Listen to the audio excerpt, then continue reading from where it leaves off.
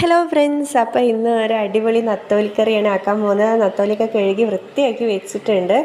അപ്പോൾ ഞാൻ ആദ്യം തന്നെ മുളകും മല്ലിയും മിക്സിയിൽ അരച്ചതിൻ്റെ ശേഷം അതിലൊരു തക്കാളി ഒരു ഉള്ളി ഇട്ടിട്ട് നന്നായിട്ട് പതപ്പിച്ച് വെച്ചിട്ടുണ്ട്. കുറച്ച് ഉപ്പും കൂടിയിട്ട് നന്നായിട്ട് പതപ്പിച്ച് വെച്ചിട്ടുണ്ട്. അപ്പോൾ അതിലേക്ക് ഇനി കുറച്ച് നത്തോലി ആഡ് ചെയ്ത് കൊടുക്കുകയാണ്.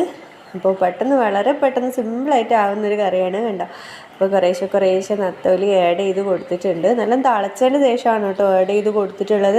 അപ്പോൾ നത്തോലി നന്നാക്കാൻ കുറച്ച് പാടാണ്, അതായത് വൃത്തിയാക്കി എടുക്കാൻ കുറച്ചൊരു പാടാണ്, ബുദ്ധിമുട്ടാണ്. ചെറിയ മീനല്ലേ, അപ്പോൾ കുറച്ച് ബുദ്ധിമുട്ടാണ്. അപ്പോൾ ഞാനിപ്പോൾ ചെയ്യുക കൈ കൊണ്ട് തന്നെ അതിൻ്റെ തലയും വാലും അങ്ങോട്ട് നുള്ളി നന്നായിട്ട് കഴുകി വൃത്തിയാക്കും. അപ്പോൾ പെട്ടെന്ന് തന്നെ അത് കഴിയും. എന്തായാലും കുറച്ച് ടൈം വേണം, എന്നാലും പെട്ടെന്ന് കഴിയും. അപ്പോൾ ഇന്ന് അടിപൊളി ടേസ്റ്റാവും ഇങ്ങനെ വെച്ച് നോക്കിയിട്ടുണ്ടെങ്കിൽ. വളരെ സിമ്പിളാണ്. മുളകും മല്ലിയും ഒന്ന് ജസ്റ്റ് തിളപ്പിക്കുക, മഞ്ഞളും കൂടി തിളപ്പിക്കുക.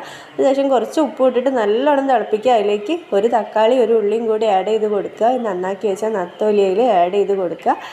ഓക്കെ, അപ്പോൾ നിങ്ങളെല്ലാവരും ഇത് ട്രൈ ചെയ്ത് നോക്കണം. നല്ല ഹെൽത്തി ആയിട്ടുള്ളൊരു കറിയാണിത്.